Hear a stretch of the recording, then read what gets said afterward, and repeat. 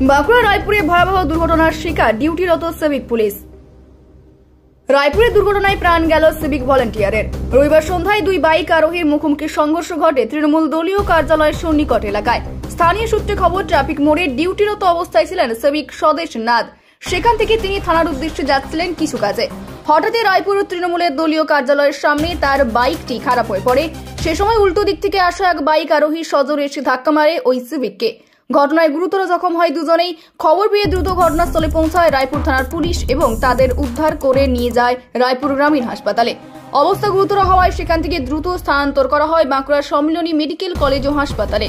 আহত অপর বাইক আরোহীর নাম সন্টু লোহার, বাড়ি বারিকুল থানার শীর্ষা গ্রামে।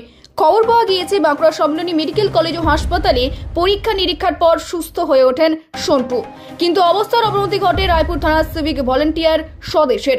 তাকে স্থানান্তরিত করা হয় ক্যালকাটা মেডিকেল কলেজে। তাকে কলকাতা নিয়ে যাওয়ার পথে আরামবাগের কাছে মৃত্যু হয়। ঘটনায় শোকের ছায়া এলাকা জুড়ে।